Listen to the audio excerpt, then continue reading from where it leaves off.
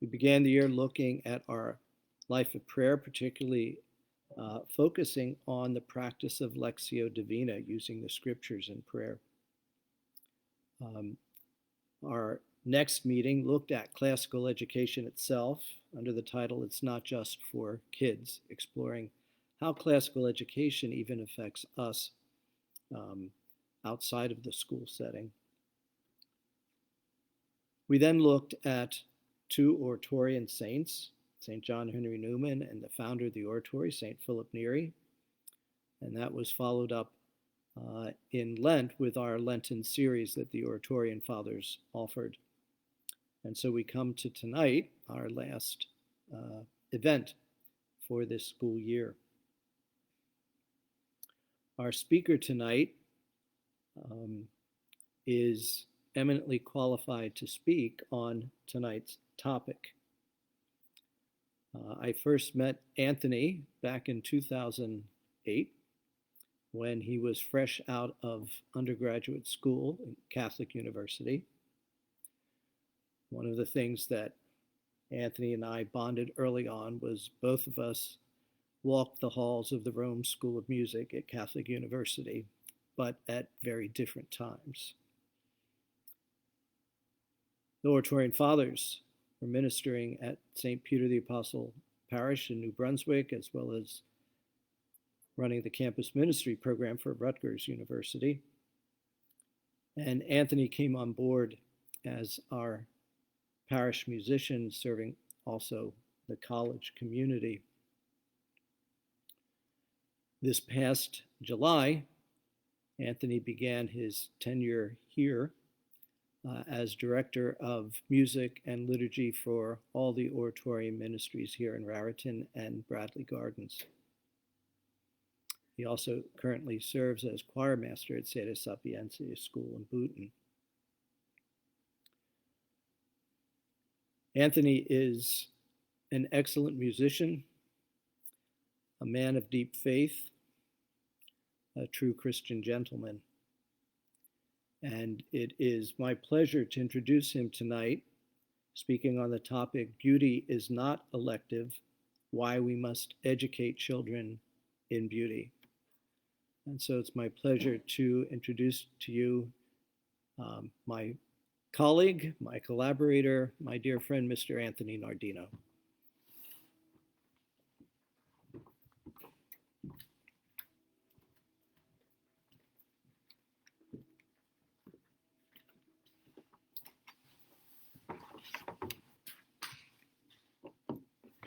Thank you, Father Peter. And it certainly is a joy to be here tonight.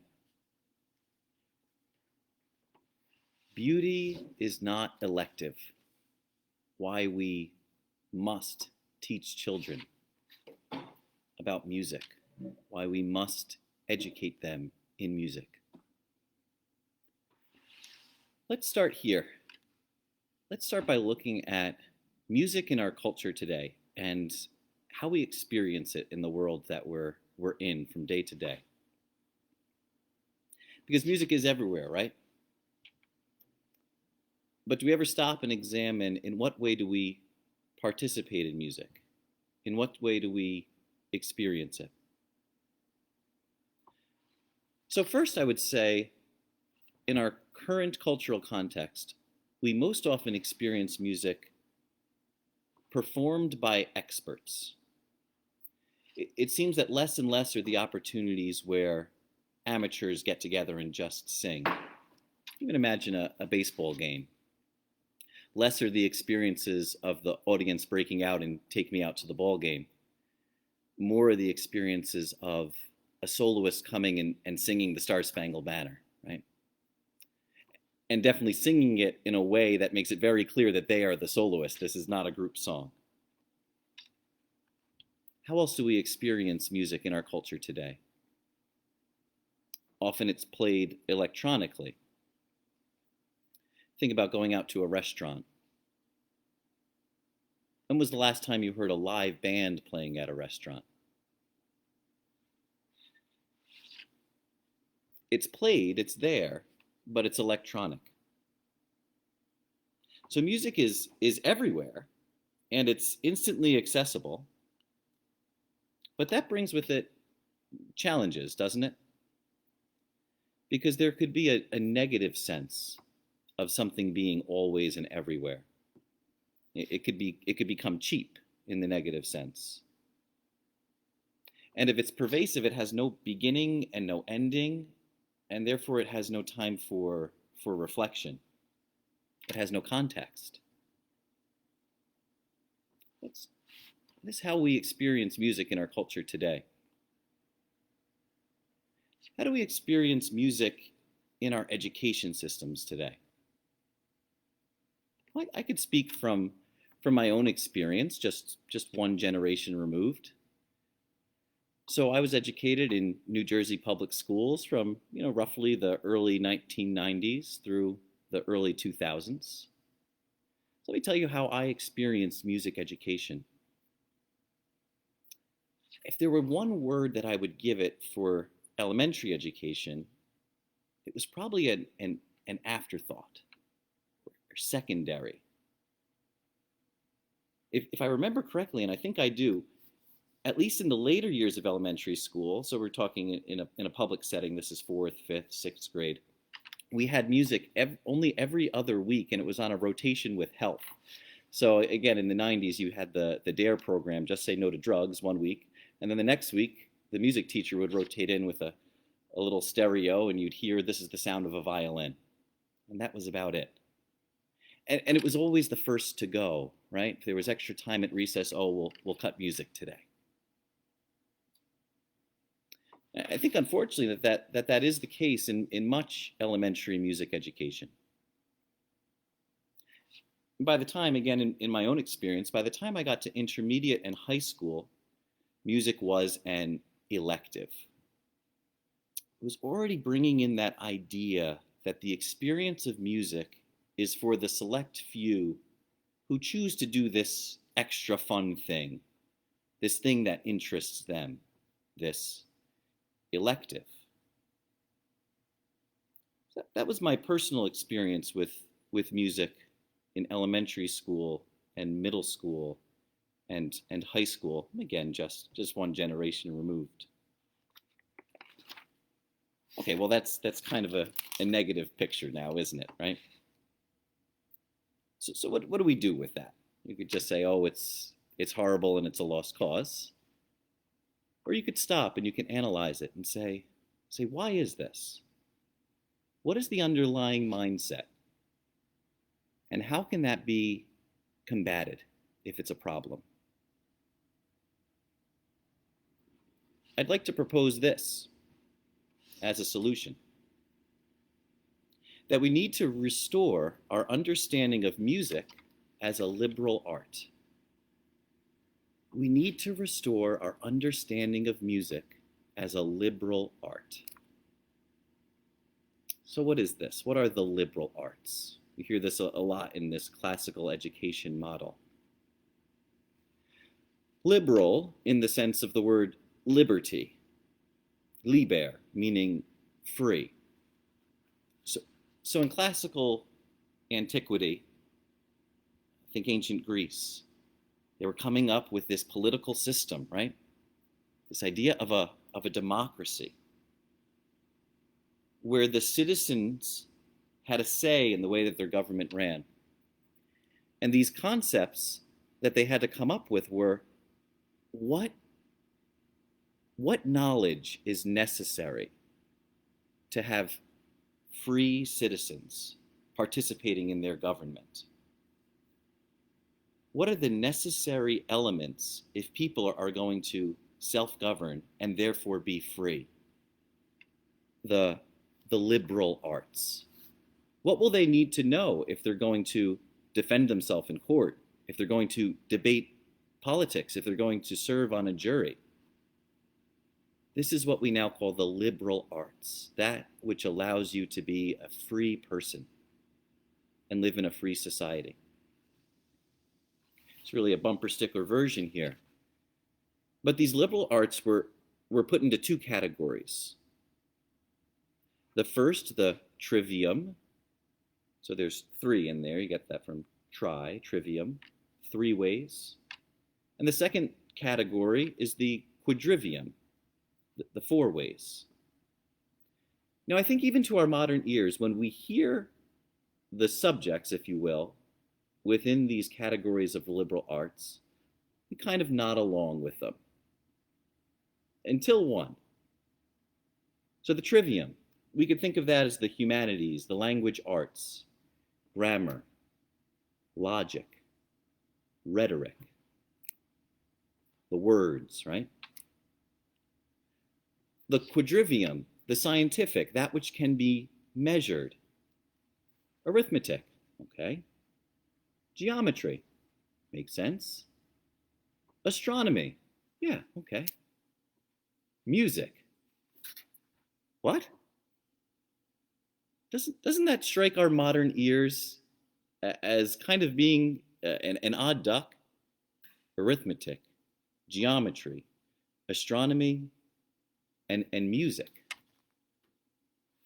In our world that defines music as just this extra thing that's done for fun, this thing that's not for everybody, but just for experts who happen to have those magical skills and be able to do that mystical thing called music.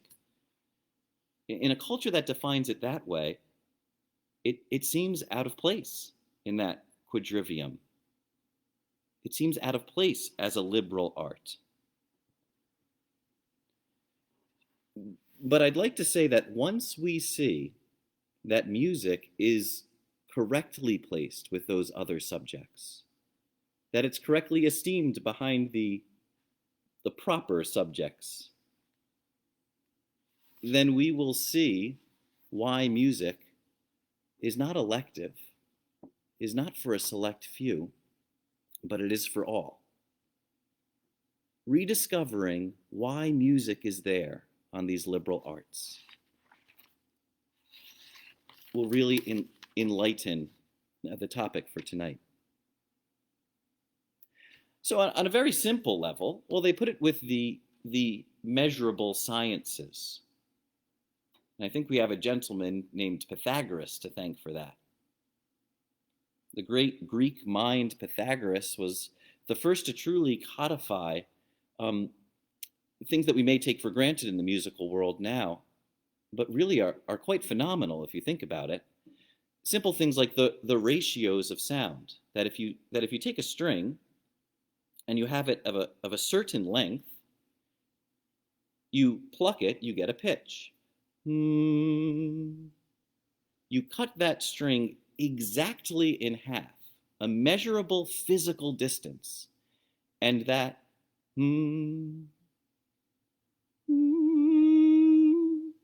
goes to an exact octave. Pythagoras figured out these ratios of the relationships of notes and the physical matter that he was measuring.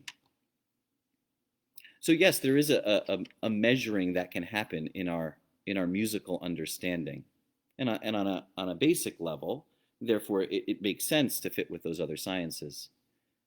But do we ever pause and think about just how amazing that is? First of all, that Pythagoras was able to figure that out.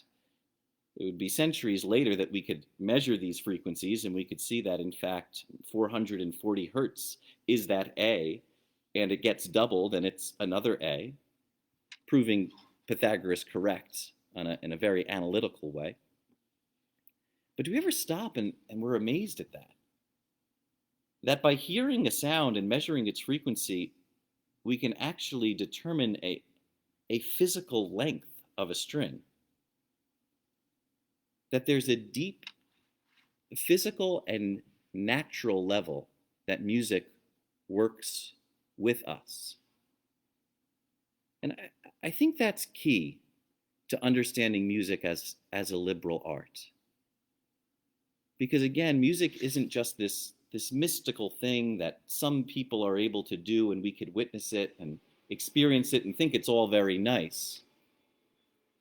But rather it's something that we could gain knowledge of, something that we can study, and not just anything, something that helps us to better understand the natural world around us, to find order even in the very sounds that come out of our mouths and come from instruments.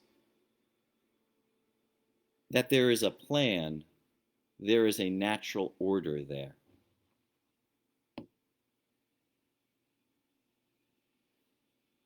The Greeks, Aristotle and Plato, both talked about how music can shape us and music can affect us. And remember, they're thinking of how do we form good citizens, correct? Well, if music can shape and affect you, and it does, of course, right? We've all felt our emotions pulled and tugged and changed just by listening to a song. Well, then we need to understand this, because music, therefore, could have a power over us. And it was Plato who even teased out that idea and said, folks who wish harm among our citizenry could use music to affect their decision making, right? Here's a little example.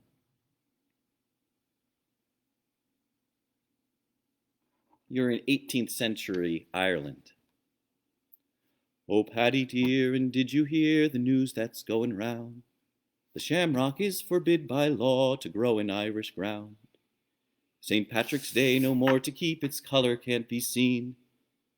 For there's a bloody law against the wearing of the green. Oh, I met with Napper Tandy, and he took me by the hand, and he said, how's poor old Ireland, and how old does she stand? She's the most distressful country that you've ever for to see. They're hanging men and women for the wearing of the green. Then since the colour we must wear is England's cruel red, sure Ireland's sons will ne'er forget the blood that they have shed. You may pull the shamrock from your hat and cast it on the sod, but 'twill take root and flourish there, though underfoot it's trod. When the laws can stop the blades of grass from growing as they grow, and when the leaves in summertime their verdure dare not show, well then I will change the colour too I wear in my corbeen. But till that day, please God, I'll stick to wearing of the green. Now come on. There isn't a drop of Irish in my 100% Italian blood. And yet I want to take up arms against 18th century England right now. Because the poetry, the music, the tune, it grabs your heart. Now, if this is the case, then we need to understand this power. We need to teach our children to understand this power. Plato knew he had to teach his citizens to understand this power. Something that I've experienced time and again, which to me makes the experience of music making completely priceless. No value could be put on this experience. And it's an experience that all should have. I've experienced this in church choirs. I've experienced this with the high school choir that I taught. And what a joy that this year I've been experiencing it with elementary school students for the first time. And that is the experience of collaboration with other human beings in the creation of beauty and goodness. Collaboration with other human beings in the creation of beauty and goodness. I want to talk about that, but first I'll ask the question. If we have the power to do that here on earth, we have a tool that can allow us to collaborate with others in creating beauty and goodness. Do you want that tool to be available to all? Do you want that tool to be available to your children? When a choir gets together and starts chiseling away at the notes, starts putting the first building blocks, from the very beginning, it's a collaborative process. You cannot do a choir by yourself. You must work with these other folks that the Lord has put in your life. You must collaborate with them. And when you do that, even the most amateur group meeting week after week and putting another building block on top of another one. Even the youngest children getting together week after week. They're working together not in isolation, but with a group. And it's that group that comes together in a way that an individual cannot and creates beauty. Now, I may be biased as a musician, but I think that this is the case. I don't know if here on earth we have any better example, any better tangible example of what St. Paul talked about in his letter to the Corinthians, that we are many parts, but we are one body. Picture now a group of people singing. Is that not the truth?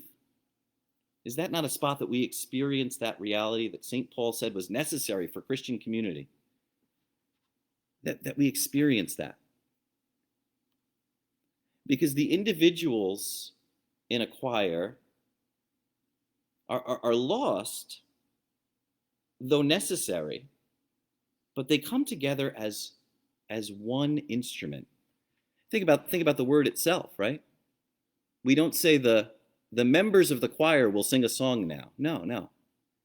The choir will sing a song now. That says something. And these skills, this experience of collaboration, and not just collaboration in anything, but collaboration in the building of the creation of beauty and goodness. This is a human experience that must be shared, not just with a select few that find that they're kind of good at music, but it's a human experience for everyone who is a human being. And we owe it to our children.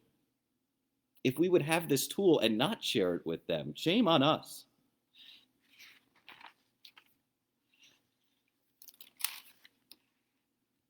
Another element that I've experienced, particularly in my teaching of music, that makes it an invaluable portion of education, is that the study of music reminds us, especially in this age, it reminds us that those who went before us have something to offer us. You know, I never met this guy named Luigi da Palestrina because he lived in the 16th century. I never bumped into him on the road in Raritan. But do I know Palestrina? Sometimes I think I know him better than people I have bumped into on the street in Raritan. I know something about him and about his mind and about the world that he lived in. I know something about his faith. I know something about his perception of beauty around him. And that's come to me because somebody in Rome in the 16th century had an idea of beauty, and he wrote it down and gave it to someone who gave it to someone who gave it to someone who gave it to someone who gave it to someone who uploaded it online, whose score that I read, who I was then able to share that with a choir. That's amazing. That is amazing if you stop and think about it. So it tells us in this era that is so much about the here and now, and is so much about let us just progress forward and forget about what's happened before. It tells us that there are generations of before us that have gifts for us, that have things that we can learn from. When you're in the world of music, you can't escape that. The reality of it is right before your eyes. And again, that is a reality that we must apply to so much more of our life. It's not a reality for a select few.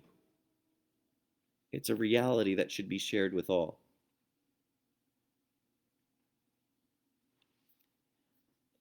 This brings to a close my reflection in a mostly secular sense of music as a liberal art, and how it creates what Plato was going for, the free man, the good citizen.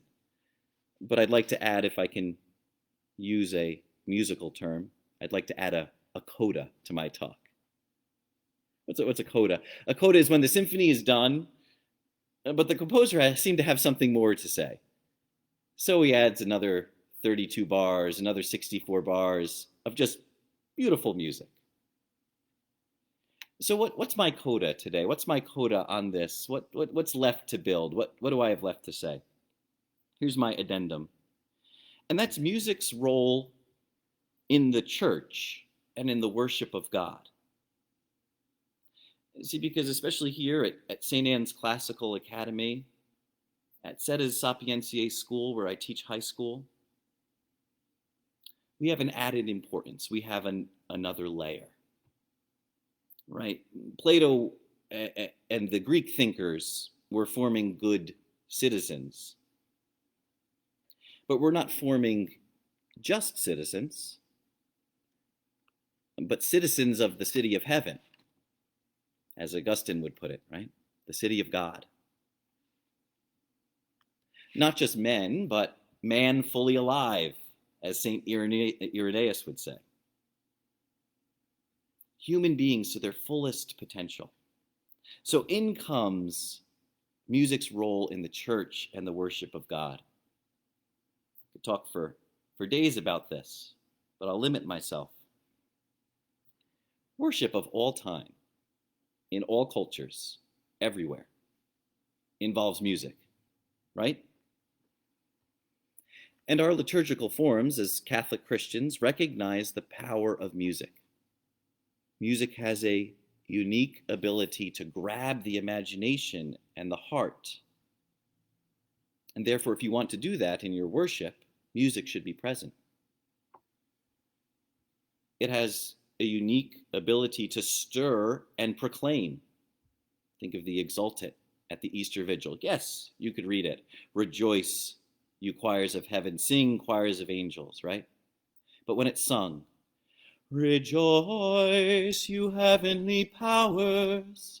Sing, choirs of angels. It has a power for proclamation. It has a power to unify large groups of people. And therefore, if our worship has responses, the word of the Lord, thanks be to God, we can unify this group in a common rhythm and even a common pitch through music. Music can assist in internalization and memorization, all of these things. Grabbing the heart and the imagination, proclamation, unifying groups, assisting in memorization and internalization. Music helps us with these things, and you could see how they're all tenets of worship.